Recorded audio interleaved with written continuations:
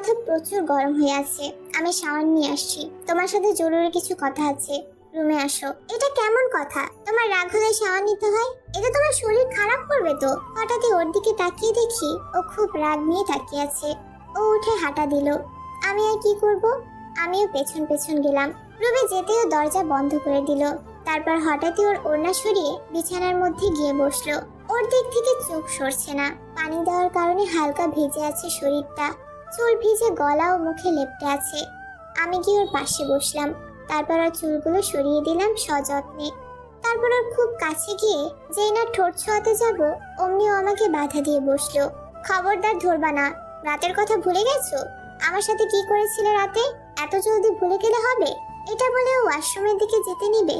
আমি ওকে পাজা কোলে নিয়ে একসাথে ওয়াশরুমে ঢুকে পড়লাম। এই এই, তোমার কি কি কি সমস্যা? আমাকে সাথে করে ওয়াশরুমে ঢুকে পড়লে কেন? বের হও বলছি। একদম কোনো লুচ্চামি চলবে না। বের হও এখান থেকে। একদম টাচ করবে না আমাকে। টাচ করবে না বলছি কিন্তু। আমার বউকে আমি ধরবো, আদর করব, তাতে তোমার কি? একদম চুপচাপ থাকো। একটা কথা যেন মুখ থেকে না বের হয়। বলেও ঝর্ণা ছেড়ে দিল। কি লুচ্চা মার্কা কাজকর্ম! তুমি এখনই বের হবা, নাহলে আমি এখান থেকে বের হয়ে যাব। সরো এখান থেকে। ওকে টেনে ঝর্ণা নিচে এনে আমার সাথে জড়িয়ে ধরলাম। পানিগুলো আমাদের ভিজিয়ে দিচ্ছে। ওর পুরো শরীর ভিজে একাকার। ও চিৎকার করছে আর ছাড়ানোর বৃথা চেষ্টা করছে। হঠাৎই ওর মুখের সৌন্দর্যে আমি মোহিত হয়ে গেলাম। ওর কাছে যেতে নিলেই হঠাৎই ওর গলার মধ্যে নজর গেল। এখানে কিছুর দাগ স্পষ্ট। ও চোখ বন্ধ করে আছে। আমি ওর কাছে গিয়ে দেখি আঙুলের দাগ স্পষ্ট। কেউ খুব জোরে গলা চিপে ধরলে এমন দাগ হয়। আমি তো ধরিনি এমন করে। কে করতে পারে এমন? হঠাৎই ওকে দেয়ালের সাথে চেপে ধরলাম। সকাল থেকে কোথায় ছিলে সত্যি করে বলো। হঠাৎই ওর কথায় চোখ তুলে ওর দিকে তাকালাম। দেখি ও আমার গলার দিকে তাকিয়ে আছে। বুঝতে পারলাম দাগ দেখে ফেলেছে। আমি এখন এই মুহূর্তটায় ওকে কিছু বলতে চাচ্ছি না। আমি ওর ভালোবাসাটা উপভোগ করতে চাই। আমাদের জীবনের খারাপ অধ্যায়টা শেষ করতে গিয়েছিলাম, আর এখন আমি আমার জীবনের সুন্দর অধ্যায়টা উপভোগ করতে চাই। যা গেছে তা মনে করে এখন আর নিজেদের সুখ নষ্ট করতে চাই না। এখন আমি চাই আমার জাঙ্কুক আমাকে ভালোবাসায় রঙিন করে দিক। প্লিজ আর কিছু জিজ্ঞেস করো না। শাওয়ার নিয়ে আমরা কিছুক্ষণ ঘুমিয়েছিলাম। ঘুম থেকে উঠে দেখি বিকাল 4টার কাছাকাছি। এর দিকে তাকিয়ে দেখি আমার গলায় মুখ গুজে গভীর ঘুমে আচ্ছন্ন সে। আমি ওকে দেখতে লাগলাম। কি যে মিষ্টি দেখতে মেয়েটা। ও হঠাৎই উঠে আমার দিকে তাকিয়ে মুচকি হাসলো। তারপর উঠে হাত পায়ের আঙুল ফুটাতে লাগলো। এটা কেমন অভ্যাস তে? তুমি না ডাক্তার হতে যাচ্ছ, জানো না হাত পায়ের আঙুল ফুটালে হাড়ের ক্ষয় হয়? তাও প্রতিদিন এই কাজটাই করো। না হলে হাত পা ব্যথা করেছে। বাদ দাও না, এখন চলো। লাঞ্চ তো করা হয়নি, চলো। তারপর আমরা একসাথে ফ্রেশ হয়ে নিচে চলে গেলাম। লাঞ্চ করে নিলাম। রুমে আসতেই জাঙ্কুক পড়তে বসতে বলল। আমার মতো কিউট একটা বউ 24 ঘন্টা রোম্যান্স করবি তা না, পড়তে বসতে বলছে। খুবই একটা। ও পড়তে বসলো, মানে বই রিভিশন দিতে বসলো। 2 বছর তো কোনো কাজ করেনি, তাই ব্রেনও জং পড়েছে। আর লেকচার দিতে হলে আগে ওর ভালো মতো ওই বিষয় নিয়ে ধারণা থাকতে হবে, নাহলে লেকচার দিবে কিভাবে? ও পড়ছে কিন্তু আমি পড়তে পারছি না, গলা ব্যথা করছে খুব। তাই আমি নিচে চলে আসলাম। পেটকে বললাম আমার আর জাঙ্কুকের জন্য কফি বানাতে। এই ফাঁকে আমি জবা ফুল গাছের নিচে গিয়ে বসলাম। এখন ফুল নেই, শুধু সবুজ পাতা আর পাতা। এখন অবশ্য বাগানের অন্যান্য গাছগুলোর উন্নতি হয়েছে, ফুল ধরেছে কয়েকটার মধ্যে। কিন্তু আমার কেন জানি এই জবা গাছটাই বেশি ভালো লাগে। একটা ফুলও নেই। মন চাইছিল একটা ফুল কানে গুজে দেই। আজকে অনেকদিন পর শাড়ি পরা। জাঙ্কুক বলল আজকে শাড়ি পরো, তাই শাড়িটা পরেছি। একটা জবা ফুল কানে গুজলে ভালো লাগতো, কিন্তু একটা ফুলও নেই গাছে। মনটা খারাপ হয়ে গেল। হঠাৎই জাঙ্কুক একটা লাল গোলাপ এনে আমার কানে গুজে দিল।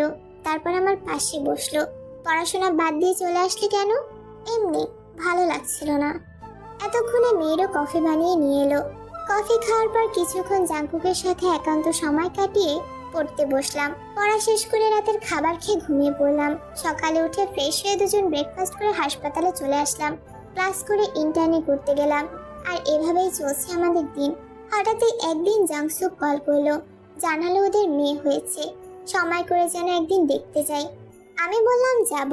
1 সপ্তাহ পর ইয়েজি ম্যাম আসতেই আমার কাজের চাপ আরো বেড়ে গেল। জাঙ্কুকেরও ক্লাসের চাপ বাড়তে লাগলো। হঠাৎই আমরা ফ্রেন্ডরা ঠিক করলাম 3 দিনের জন্য সাজেক যাব। সবাই তো খুবই খুশি, কিন্তু আমার খুশিতে পানি ঢেলে দিল আমার বজ্জাত জামাইটা। সে আমাকে ছাড়া থাকবেই না, তাই আমাকে ওদের সাথে যেতে দিবে না। কেমন লাগে?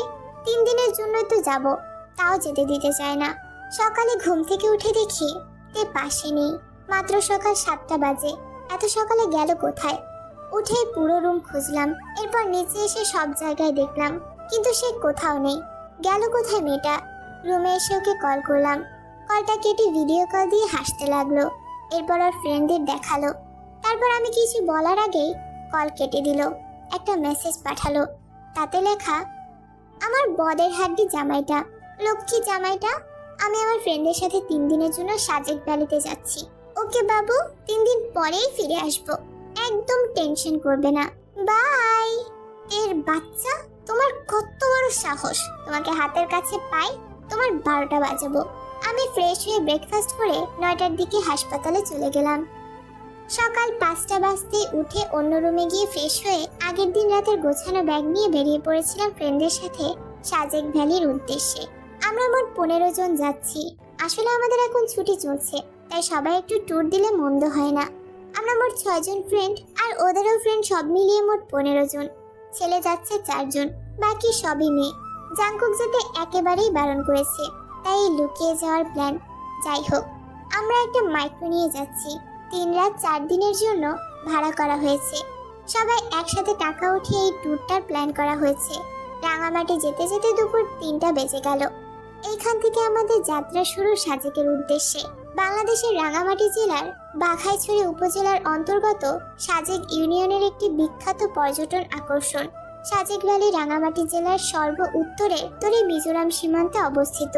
আমরা গাড়ি নিয়ে আসায় সোজা আর্মি ক্যাম্পে পৌঁছে আমাদের সবার তথ্য দিয়ে সাজেকে যাওয়ার মূল অনুমতি নিয়ে নিলাম। তারপর আমরা সাজেকের বিখ্যাত মেঘমাচাঙের রিসর্টে মোট 4টা আগে থেকেই বুক করা রুমে চলে গেলাম। ছেলেরা একটা রুমে আর বাকি 3টা মেয়েরা ভাগাভাগি করে থাকবে।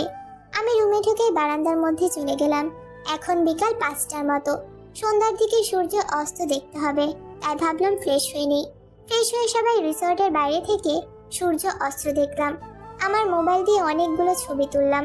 নেট প্রবলেমের জন্য জাংকুককে কল করতে পারছি না। রিসর্টের ফোন থেকেও চেষ্টা করলাম, কিন্তু সে ফোনই ধরলো না।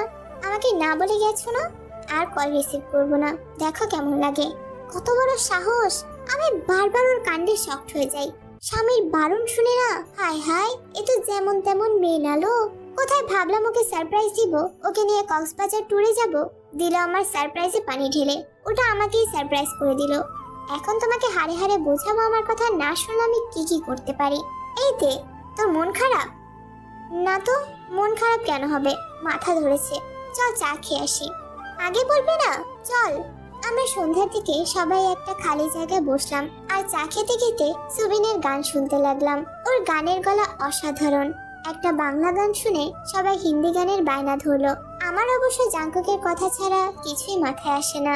গান গাইতে বলা তো দূরেই থাক, ওকে ছাড়া বড্ড একা একা লাগছে। মন চাচ্ছে দৌড়ে ওর কাছে চলে যাই। তার উপর কল ধরে না কেন, কেন যে আসতে গেলাম। তুই আসলেই একটা পাগল। তোর কেন কিছুক্ষণ পর পর মুড চেঞ্জ হয়? এমন মাল্টি নেচার নিয়ে ঘুরিস কিভাবে? তোর তো ডাক্তার হওয়ার বদলে নিজেকে আরো ডাক্তার দেখাতে হবে, নাহলে এমন ভাবে মুড চেঞ্জ হলে তোকে কয়েকদিন পর পাগলের ডাক্তারই দেখাতে হবে। এইতে, কি ভাবছিস? না কিছু না, একটু শীত করছে। আমি বরং রুমে যাই, তোরা থাক। ডিনার করবে না? না রে, আমার এখন ঘুম পাচ্ছে, আমি খাবো না। আচ্ছা যা। আমিও যাই, ঘুমাবো। কেন? তুই এখানে থাক, আমার সাথে ডিনার করে তারপর ঘুমাতে যাবি, না হলে আমি ফুবিকে বিচার দেব কিন্তু। দিলে দে, আমি মনে হয় ভয় পাই। এখনই ঘুম পাচ্ছে, তার উপর শীতও করছে। আর কিছুক্ষণ বসলে জমে বরফ হয়ে যাব, বুঝলি বাদর? ছাড় আমার হাত। আচ্ছা সবাই চল, ডিনার করে একসাথে সবাই ঘুমাতে যাব। তোদেরও এখনই ঘুমাতে হবে কেন? থাক, গল্প কর এখানে, আমি আর তুই যাচ্ছি। তুই চুপ কর, আর তোরা দুজনে ডিনার করে ঘুমাবি। চল, কোনো কথা শুনতে চাই না। বলেই সুবিন ন্যান্সির হাত ধরে হাঁটা ধরলো। আরে যাচ্ছি তো আমি, কথায় কথায় শুধু হাত ধরে বসে থাকিস। ওহ, বেশি তিরিং বিরিং করবি তো পাহাড় থেকে ফেলে দেব। অসভ্য মেয়ে, যা, ধরলাম না তোর হাত। এইতে, চল তো আমার সাথে। এই তোর কোনো কাজ নেই, শুধু শুধু ওকে রাগিয়ে দিস কেন? ভালো লাগে বুঝলি, ওর রাগের পরে চেহারার মধ্যে জাদু আছে, যাতে আমি মুগ্ধ হই। এখন বাদ দে, চল খেতে যাই। আন্টি জানলে পিঠের ছাল উঠে ফেলবে। বজ্জাত পোলা, শেষে কিনা ফুফাতো বোনের সাথে। চুপ চুপ চুপ। ন্যান্সি শুনলে আমাকে মেরে এক্সপেরিমেন্ট করবে। ওকে বলবি কবে? সময় আসলেই বলবো। এখন চল ডিনার করে আসি, না হলে আমাদের প্রফেসর জাংকুক বলবে কি আমার বউকে একটু খেতেও দাওনি। রাতের বেলা সবাই খাওয়া দাওয়া শেষ করে ঘুমাতে চলে গেলাম। ঘুম আসছে না, তাও চেষ্টা করছি যাতে ঘুমটা আসে। অনেকক্ষণ এপাশ ওপাশ করে একটা সময় ঘুমিয়ে পড়লাম। সকাল 6টার সময় সবাই উঠে ফ্রেশ হয়ে ব্রেকফাস্ট করে নিলাম। তারপর বেরিয়ে পড়লাম সাজেকের দার্শনিক জায়গায় ঘুরে দেখার উদ্দেশ্যে। সারাদিন অনেক ঘোরাঘুরি করলাম, বন্ধুরা মিলে অনেক আনন্দ করলাম। সন্ধ্যার পর হোটেলে ফিরে ফ্রেশ হতে চলে গেলাম। ফ্রেশ হয়ে আসতেই ন্যান্সি ওর হাত দিয়ে আমার চোখ বন্ধ করে ফেললো। কি হলো, চোখ বন্ধ করলি কেন? তোর জন্য সারপ্রাইজ আছে, চল আমার সাথে। আস্তে, সামনে সিঁড়ি, আস্তে আস্তে নাম। কি এমন সারপ্রাইজ দিবেন শুনি? চোখ বেঁধে আনতে হলো। হঠাৎই ন্যান্সি চোখের সামনে থেকে হাত সরিয়ে দিতে সবাই চিৎকার করে বলে উঠলো, সারপ্রাইজ!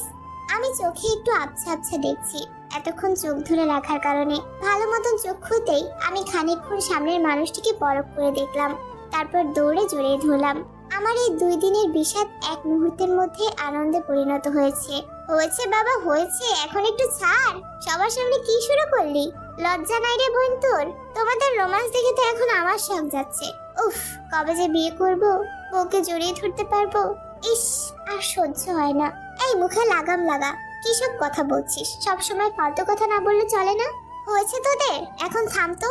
এখন জলদি দেখ কোনো রুমের ব্যবস্থা করতে পারিস কিনা। জাংকুক ফ্রেশ হবে। এতক্ষণ চুপ ছিলাম, আরো কিছুক্ষণ চুপ থাকতে হবে। আগে তোমাকে একলা পাই। তোমার খবর আছে, কালকে কত রিকোয়েস্ট করে 3 দিনের ছুটি নিলাম যাতে তোমার কাছে আসতে পারি। কত কষ্ট করে সকাল থেকে ট্রাভেল করে আসতে হলো, এখন রুমটা পেলেই হয়। কিছুক্ষণ পর সুবেন এসে জানালো হোটেলে আর কোনো ফাঁকা রুম নেই, তাই মেয়েদের রুম থেকে মেয়েদের অন্য রুমে শিফট করে ওদের সেই রুমটা দেওয়া হলো।